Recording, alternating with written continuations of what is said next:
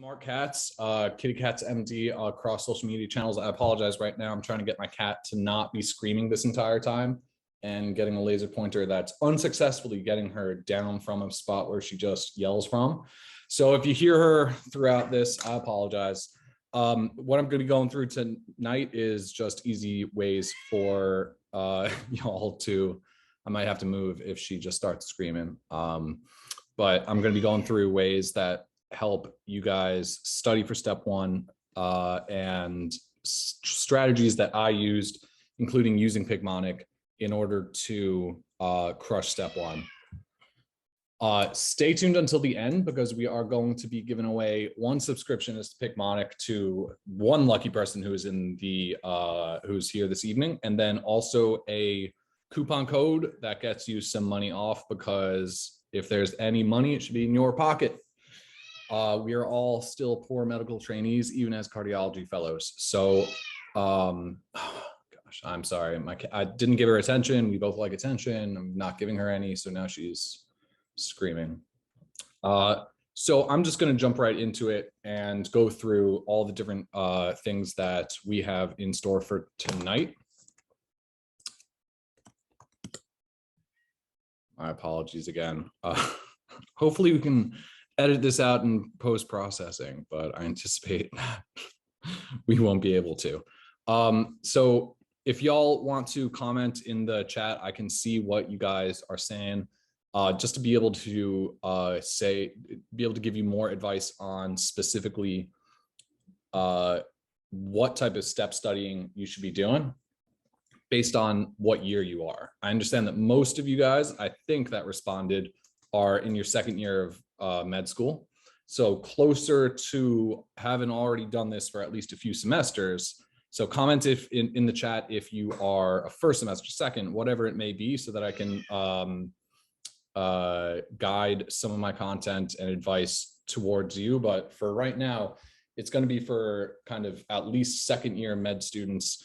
Some of the advice might be a little bit redundant if you're earlier on in your med school training. And hold on one second while I just try to get my cat to be quiet. I'll be right back. This is really embarrassing. Come on. Go over there. She doesn't.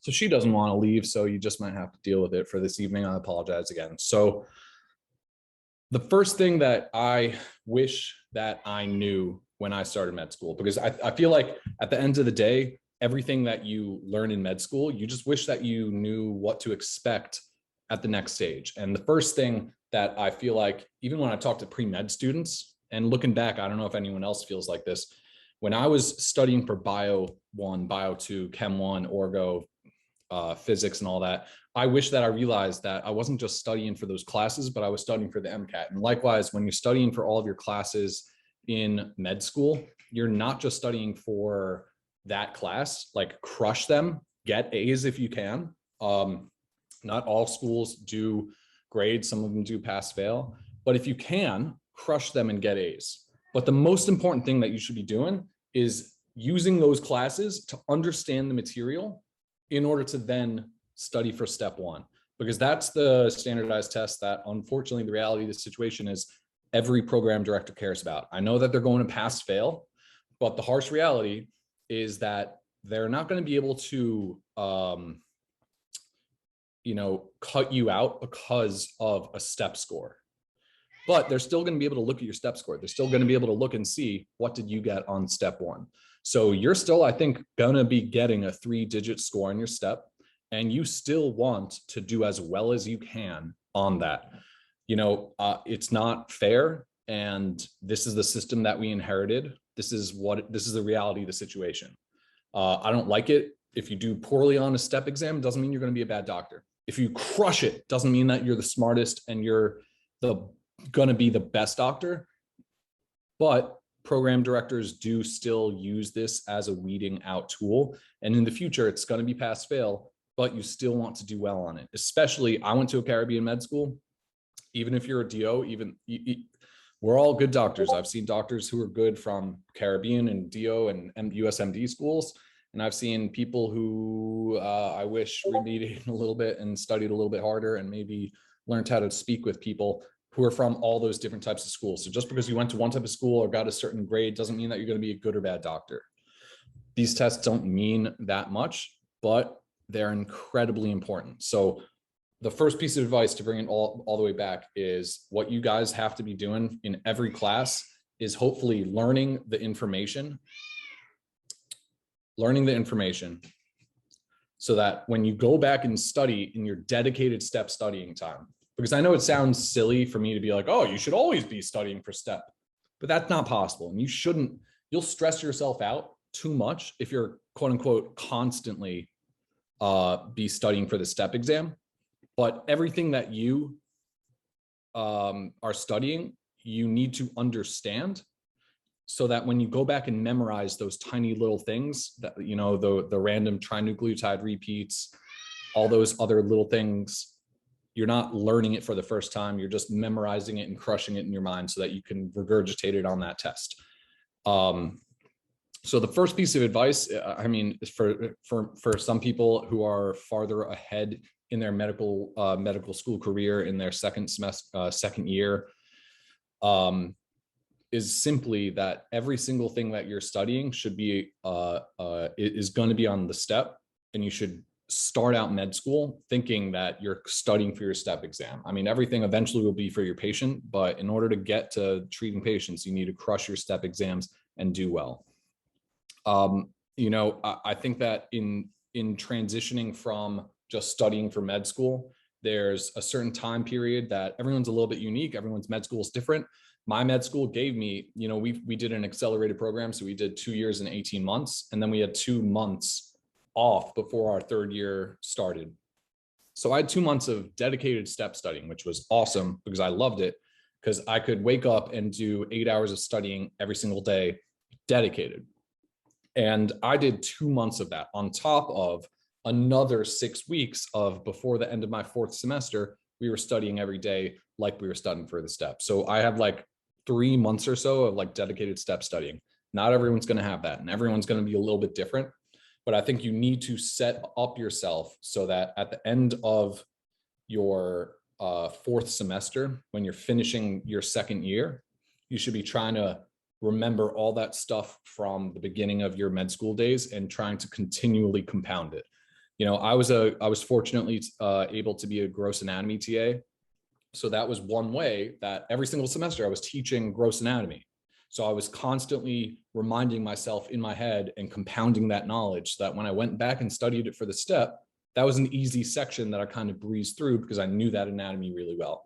So my second point to piggyback off the first one is that you're constantly studying for your step. And if you truly can understand it and you can tutor people who are coming after you in your, not in your free time, but in the extra time during while you're in med school, I think that's a valuable addition to any type of step studying, because at the end of the day, the more that you understand one topic really strongly, the less you're going to have to study it when it comes back to your dedicated step studying time. I think that the second major strategy that I kind of have is that, again, when you're in class, I used various study. Sorry, let me summarize. When you're in class, you want to understand it. I think I hit on this a little bit earlier. You need to understand it. Learn it the first time to understand it.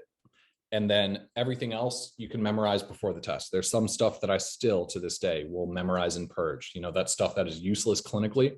Don't stress about it. If you can understand the overall topic and then come back to those things, that'll be really valuable. The other simple thing that when it comes to step studying, I guess strategy number 3 is resource management. I think everyone knows that UWorld is the gold standard.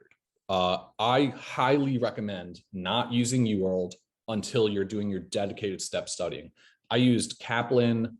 There was other question banks I would rotate around, ones that are not bad, but ones that aren't the gold standard. UWorld is the gold standard. Use that question bank preciously, and you should be using it when you're in your dedicated step studying time. You should have enough time to do it once and then go through all the stuff that you got wrong. And every single multiple choice question can be multiple questions. And what I mean by that is if I ask you, what muscle is this? You should also be able to answer the next question of what nerve is it innervated by? What arterial supply does it have? And then answer it the other way of this artery supplies what muscle that causes what action that is innervated by what nerve.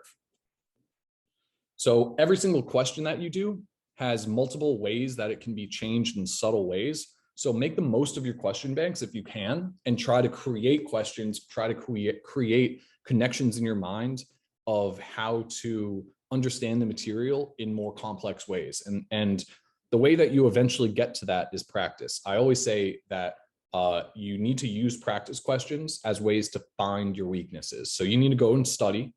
And whether you're doing, if you're in your semester, I still recommend doing some type of outside study material, because it lets you understand how test makers are thinking. What's the information that, sure, my professor thinks this is important and they talked about it for 30 minutes in the class, but what do the step exams and outside resources think? What do they feel are the most important resources or the most important points? And it gets you into the mind of the test makers.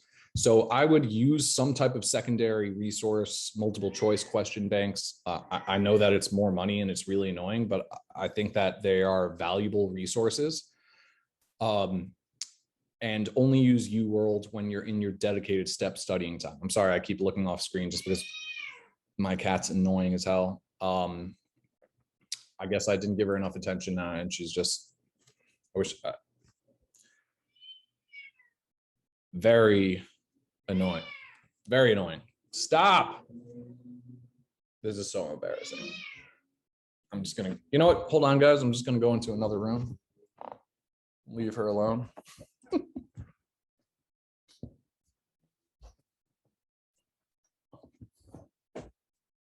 So, as I was saying,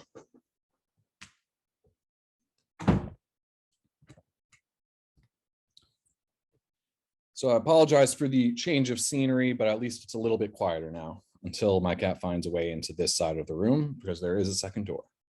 So what we kind of went over already was that you should be studying for the step exam from the beginning of med school. Every single day is a day that you're understanding material for the class. Crush your GPA, but you need to understand that information for the test. Second thing that you got to do is understand it so that you can really do well on the test, and that when you come back to do your dedicated studying time, you're really just memorizing the information. You're not really learning it for the first time. And the third thing is resource management. You got to you should be doing multiple choice questions in order to understand your material, find weaknesses in your knowledge gap. And when you do these multiple choice questions, milk them for everything they're worth, change the questions around in order to make the answer a little bit different. And then similarly, you need to find those gaps in your weakness. If you do a practice question set and all of them, you're doing terribly on one specific subject, go back and study it. There's no point in just doing extra multiple choice questions for the sake of doing questions. The point of them is to find weaknesses and then go back and study them. My cat finally came down. I think my strategy of getting her off of the countertop finally worked. So I've talked a lot about study resources, what you got to use and how you do it. Hey. And this is the annoying, oh my God. Ah, come on.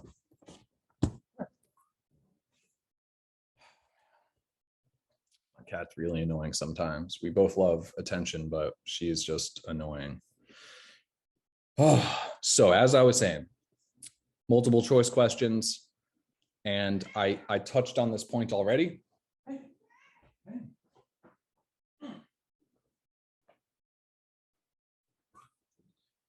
And I touched on this point already, but you have to study actively. You know, I kind of implied it, but I didn't say it outright. But when you're studying, you need to be producing. when you're studying, you need to produce the information and be active. I did this in undergrad or I didn't do this in undergrad where I would actively study. And it harmed me because I would learn it for a test and then forget it right away. The key to all this is you got to learn it again, and you have to remember it long term. You got to remember it for step 1, step 2, eventually for patient care. But my point is that the only way that you're going to truly know if you understand it is by active studying. So the 2 points I'll make is I loved whiteboards. I would write out everything. I would write out every single step. I would write out my notes again, just so that I would eventually get it down. Doing multiple choice questions and reading your notes isn't enough. You need to be able to actively regurgitate it. I think if, again, at what I talked about with being a gross anatomy TA, being able to teach someone else something or teach yourself it really shows you if you know that information. Because when you try to actually, I tried to explain blockchain to someone the other day talking about Ethereum, and I truly realized that I have no idea what it actually is because I couldn't explain it to someone. Whereas if you ask me about hypertension, I can talk circles around it because I understand it deeply as a cardiology fellow.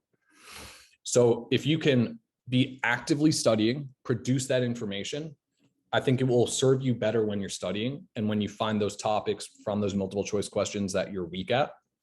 The second part of that is when you're making notes. And again, I apologize if you guys are second years and you made it this far into your med school career and you haven't heard this advice, but what I eventually did was that I would make my notes into study resources. So I found that I didn't have enough time to take notes and then make a study resource, meaning initially I would take notes and then I would also make flashcards. Eventually what I did was that I would create notes in a way that I could use them as a study resource. So I would, for instance, put an artery on the left-hand side of a page, and on the right side, I would put a muscle that it supplies in the nerve and innervation. So that way, when I go back and look at my notes, all I got to do is cover up one side of it and actively produce the other side in order to test myself and produce that information to compound it and prove to myself that I actually understood it. Obviously, I preferred like making prettier notes and like drawing out the anatomy, but you can't do that every week. There's just too much information for you to make beautiful notes. And sometimes you got to kind of double down on your resource usage and use your time wisely. So if you're able to go back and use your best notes, use your notes as study resources as well. Simple Excel spreadsheet or a Word document with 2 columns. That's what I used, and it worked well enough for me. Which brings me to another part of what I should have brought up earlier is the various types of resources I used. I think everyone has the same question about first aid. When should you start using it? It's the Bible of every study schedule, but it's a skeleton. It's an outline. There's a lot of stuff that's not in there that's missing. And I think if you're able to hold off after the first semester, I think you get a little bit better understanding of med school and how to use it. I started using it in my 3rd semester, and I think that was like a good starting point, because that for my med school was when we started doing pathophysiology, when the information started compounding on itself a lot more. And I remember I started using first aid a little bit my first month of med school, and I went back and I looked at my notes and I was writing down words that you don't need to take notes on, because first day, first week, first month, these are all new things. And then you go back and you're like, why was I even writing notes in first aid about, basic words or basic terminology about bones and stuff? So I think if you're able to hold off on using first aid until, a little bit later into your med school, everyone's a little bit different. There's no right answer. I didn't like starting it first semester. And I feel like it allowed me to better utilize first aid overall and be able to use it as a long-term resource and study aid overall. See, now she's being nice. The last thing that I think is overall is the last important thing is board specific material. And, this is a Picmonic webinar. I'm aging myself a little bit. Oh, stop. She's so mean to me.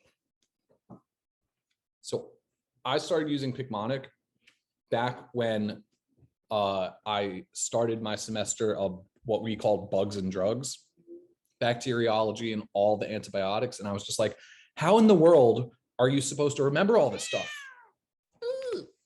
She's so mean. I'm sorry, guys. She's not normally this mean. She is cute and cuddly sometimes. Ah! Sorry, she fell, but in a cute way. She's okay. Ah, stop. Stop it. Go away. Sorry, she's being mean to me. Yeah, so sorry, as I was saying, I started using Picmonic for bugs and drugs because I was able to use it, and I'm a visual learner. Even when I was growing up and my parents would tell me like what cousin we were going to see, I wouldn't understand the family tree because like they'd be like, it's your uncle's father's son. And I'm like, I don't know what that means. And similarly, when we're talking about bacteriology, a lot of this stuff is conceptual. And when someone was telling me like certain bacteria would be killed by it was just rote memorization and it didn't mean anything to me. And I can tell you, I specifically remember on step 2 CS, like when you have to go see all the standardized patients. I remember that I was like, this patient has pertussis. And funny story, I think that the standardized patient like maybe felt bad for me because he was like, he didn't have his pertussis vaccine, and it sounds kind of like a whooping cough. Do you think it could be that? And I was like, yeah, I think that's exactly what it is. Pepperoni is impressed as well. So I remember thinking like, all right, what tests do I have to order? And I didn't remember it's like PCR for Bordetella. And I specifically wrote down like Bordetella agar cultures for bacteria, because I knew that that's the specific type of agar that you use, because I remembered way back in the day that Picmonic had a card for Bordetella pertussis, and it had a border Jenga thick tower, and it represented the Bordetella agar. So I used Picmonic way back in the day when it was just like bugs and drugs. And I found that the more I used it, the better value I got from it. And what I mean by that is simply when you start using it, it's a very visual thing. And I was able to remember certain things like dyed beads for diabetes, a heart that was dilated, or in a jar for cardiomyopathy that looked like a mayo jar. So it was a cardiomyopathy. And little memory tricks and fun stories. It made it easier for me to know. All I had to do was go memorize a Picmonic card instead of some random words on a page that didn't mean anything to me. So Picmonic helped me really put everything into a story. So all I had to do was memorize that card, remember what those things stood for.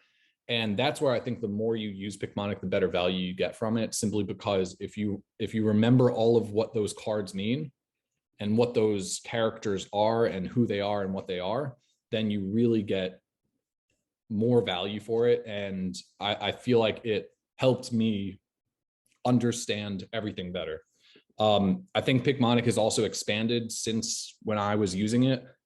Everyone says use Anki cards. I'm on social media and I've seen people use Anki cards. I never did back in the day. But I loved that when I had Picmonic, it was integrated already into first aid. So you can see like what the topic was, and then you can go back and connect it to like page 317 in first aid from 2020. And that Picmonic, I believe now is even integrated with Anki cards, so that you can like look at a Picmonic and then pull up the Anki card that is specifically related to it. I just like when my resources make it easy for me.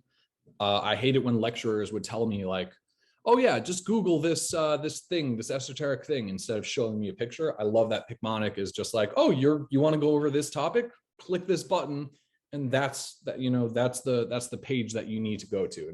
It made my life easier, and frankly, it helped me get a residency, eventually get a fellowship, and be a doctor. So I wouldn't be here without them, because I don't know how in God's world I would have remembered any of those darn bugs and drugs way back in the day.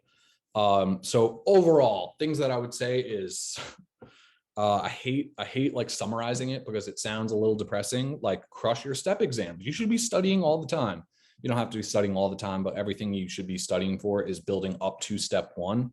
So learn the information the first time so that when you go back to it to study for the step, you're just going back and going like, oh yeah, I do remember that, and memorizing it and building deeper and deeper connections in your brain with those neurons. And you'd be surprised at how good you guys are doing. Like, especially when you get to residency, but even in med school, if you go back and talk to a first year med student when you're a second or a third year or fourth year, and go and talk to them about the concepts you're learning, you won't even realize how much you've learned over time and how much becomes kind of this intrinsic knowledge that you eventually continue to build on. Now, I think the most valuable thing with some of these webinars is just you guys asking me what you want to know. I'm sure some of you must have some type of burning questions that you would like to hear. So I'm happy to take some specific questions. If anyone has any, you can pop it in the chat and let me know. Otherwise, I'll just keep talking because I love the sound of my own voice sometimes. I mean, I do have a lot of valuable knowledge, but I would much rather answer any specific questions any of you guys have for me.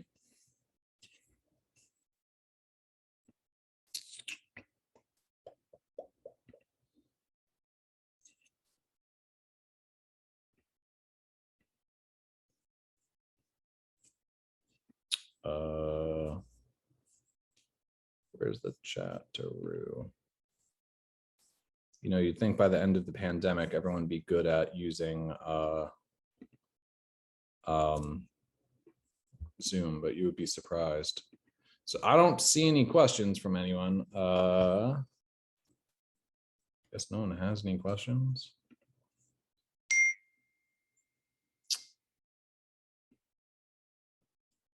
If you guys have any other questions, like, I'm happy to hear them.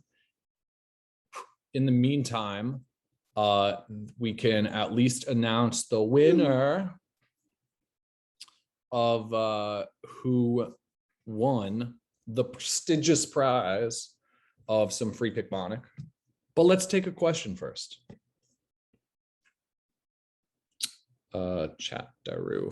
What's a good study strategy or plan for someone who has graduated from med school for a while ago? IMG, for example. Do you offer any study plans?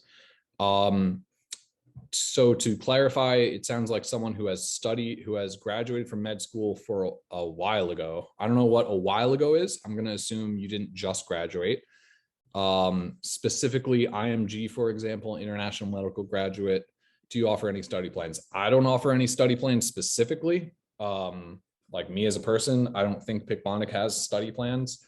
Correct me if I'm wrong, but it depends. Like, everyone's different. If you've been out of medicine for 10 years, I don't know how you would possibly remember what the stop codon is. Picmonic does have a 6-month step workbook. They can give you more information on that, and I would reach out to them about that, the specifics of that. I studied for 3 months, dedicated step studying, really 2 months plus like 6 weeks of it. But again, that's because I went straight from an accelerated program of med school where we did 24 months and 18 of them in 18 months, and then went right into steps one studying. So I think there are some other study plans out there. I don't have them. I think Picmonic certainly does. And I would reach out to them if you want any specific information about it. I'm an MG who just needs to pass, not using for residency any specific advice. If you just need to pass, I mean, everything that I just said is the same information. If you just need to pass versus need to crush it, I think you should be studying at the same intensity, because no matter what you're doing, if you just need to pass it, the ugly truth that no one will tell you is if you just need to pass it for whatever you're doing, don't fail.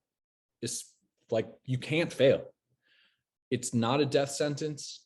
You can overcome it. I have colleagues who have failed STEP. I have one colleague who I know personally who's failed STEP, and she was able to match it to family medicine. She's a attending physician today, but it makes your life a whole lot harder. I would practice and study with the same intensity as if you need to crush it. I was an international foreign medical grad, or an international medical grad, sorry, because I was a US citizen and I went to a Caribbean med school. So I studied with a chip on my shoulder because I knew I needed to not just do well, but I needed to do a little bit above average in order to just get into internal medicine, or at least that's the fire that I had in order to try and get the score that I needed, which I did. So whether you're studying for, you're an IMG and FMG who just needs to pass, or you're someone who has been outside of medicine, you really need to assess where your strengths and weaknesses are. You can certainly go to I think NBME has practice exams. They're like $50, but at the end of the day, your medical education has cost a lot of money. It's a small cost in order to get a short practice test in order to give you a specific score of where you're at.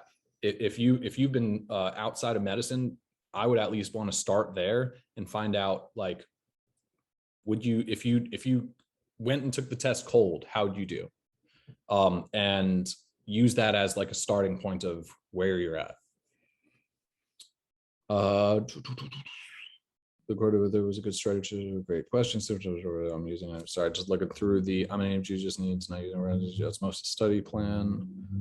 Great thing, you can let me know where to find it in this environment. It's nice to see you all here. I don't think that someone was talking to me, but I'll take it. Well, I don't see any more specific questions. I'm happy to continue to take any. In the meantime, keep offering any specific questions you have. I will announce our winner. And shortly, just going to keep teasing you guys about the winner. But this person is going to love it. Eventually we'll give you guys 30% off, specifically a code that we'll send out to you guys for 30% off. It's only valid for 24 hours. Again, I mean, I loved Picmonic. I don't have any stock. I mean, I wish I had stock in the company. I don't have any stock in the company. If you use it and you are interested in using it, here's a code for 30% off. I loved it, and it was the best resource that I got alongside Pathoma, First Aid, and UWorld. It's like right up there in my heart as like one of the top resources. It's not for everyone. Some people don't like it, but I did. And I think it helped me pass both my exams and get me residency. 1 week before the test. Yeah, I agree. Well, I don't want to scare you because I feel like I had a very dedicated study schedule. I was studying for a month straight, crushing UWorld, and then I would study for a week doing questions, take a practice test at the end of the week, do a week of questions, studying what I got where I was weak on that practice test, take another one. And did that again and again and again for like 5 weeks straight. And the week before, I just kind of figured at that point, I was cramming any tiny itty bitty details, but then also taking a step back and studying my strengths to make sure that I didn't miss any easy ones. And leading up to it, like, you hopefully aren't learning anything, and hopefully you've taken a few practice tests and are going to be passing. Exercise, get some good meals. Sounds silly, but like, don't take don't eat any crazy meals. Like, the worst thing you want to do is get sick. Get all your papers in order. I was neurotic enough that I even drove to the testing center, so I knew how to get there because I get lost going to the simplest places. That's what I would do, is study, hopefully you're already crushing it and have prepared. Trust yourself and keep doing what you've been doing. I have a question about, for example, how research work is different from publications. I don't know what research work is like. If you worked in a lab as a professional and got paid to do research and, studied mice in a lab and got paid to do it, sure, you can call that research, but overall research is publications. If you do extensive research and never publish anything, there's no proof that you did anything. It doesn't count for residency. No one's going to be impressed by it. It just that's the cold hard truth, is you need to work on something that will be published. Case reports, case series, research projects like that's a little bit more detailed information. And if you reach out to me on social media, I'm happy to go into more detail. But in general, for applying for residency, you don't need to have extensive research. If you just have a case report or two, talk to an attending about a research project you can contribute to, get your name on a publication, I think that's enough for like the general average applicant. For example, if I work with doctors making a survey, et cetera, and publish a manuscript, is it considered in research work? Yes, of course, that's research. That's a publication. If you publish it, that's research. Do you know how step one will change when it becomes pass fail? Well, step one is going to become pass fail. In general, you are not going to be able to be filtered out because of your step score. But if a program wants to click into your application, they can look and see what your score is. So it's still pass fail. I think if you're a DO, if you are an IMG or an FMG, it might hurt you a little bit, because I applied with above average step scores because I knew that's what I had to do. So it might hurt you, but I would treat it like nothing's changed. If you are going for an ultra competitive specialty, you still should pass with flying colors. The sad thing is that if they were going to make this pass fail, because the test should be pass fail, because it doesn't show it, the test was created in order to be like above a certain score, you passed, you're good enough. Below, you're not. And then it became a weeding out tool. They should have done this with step two, because I think it will increase the competitiveness of step two. And on top of that, I think it's going to make competitive specialties even more competitive. Dermatology, urology, a lot of those specialties you already kind of need a lot of research. And by research, I mean major publications in order to set yourself apart. So I think it's going to make applying a residency even more competitive, unfortunately. It'll be good and bad, but at the end of the day, the things that you can control is crush your step exam. I recently subscribed to Picmonic for MD. How does it incorporate first aid 2021 pathoma? I mean, I think I haven't used it this year. I haven't looked into it. But I think you're able to like click the button and be like, it's described on this page in the description of each of those resources. I'll answer this one more question, and then I'll say who won our free subscription. Sorry, someone said, can you share your social media? That's at KittyCatsMD, KITTYKATZMD. Someone asked, if I become an interventional cardiologist, I'll be eligible to participate in treating congenital defects like ASD, VSD, TFO surgically? No, that's no, you're not a surgeon. You're an interventional cardiologist. So if you want to be a surgeon, you have to do a surgical residency, and you can either do a combined cardiothoracic surgery one, or you can do surgery and then a dedicated cardiothoracic. If you want to do an interventional cardiology, you have to do internal medicine, cardiology, 3 years and 3 years, and then interventional cardiology, which is another year. And generally, if you want to do structural heart disease, that could be another year. So you're looking at 3 years plus 1 for interventional, maybe another for structural. Those people are, which I'd send patients, and I've participated in these before, you're able to do transcatheter aortic valve replacements, ASD, closures. But if you wanted to be a surgeon, you need to do a surgical residency, which is 5 years. Some of them do combined ones where you can do a 7-year cardiothoracic. I'm not a surgeon, so I don't know all these answers. I want to treat congenital defects, but without the surgical pathway. Any suggestions? I mean, as I just said, if you want to be an interventional cardiologist, internal medicine, cardiology, interventional cardiology. If you want to treat it medically, then you can do pediatrics, pediatric cardiology, and then see those patients as a pediatric cardiologist, but they don't do procedures. So you're not going to be treating them with those specific things. I mean, you're not going to be fixing them surgically. All right, guys, we're almost wrapping up. You can use the promo code again, 30% off for 24 hours. And the winner is, the winner, please, we will be reaching out to you, or not me, but the Picmonic team will reach out to you. Diana Padrone, the winner, Diana Padrone. You won some free Picmonic, Diana. Hey, there you are. Yep.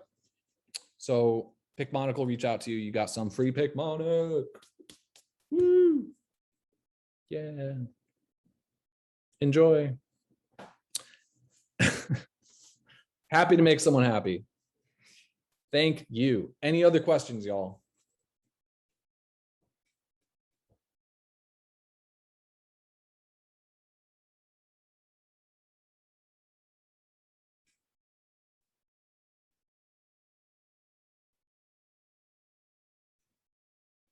Picmonic will certainly email that promo code,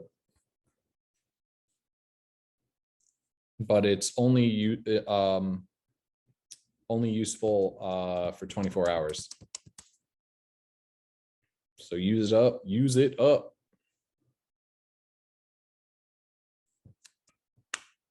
And my cat's taking a nap now, which is so annoying.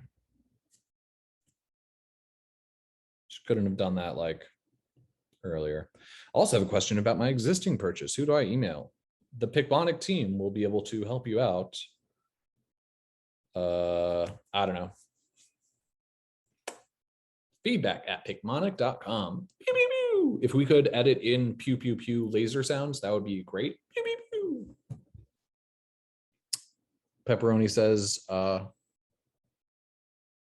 says you're welcome. All right, guys, I'll see you all later. Hit me up on social media if you have any questions.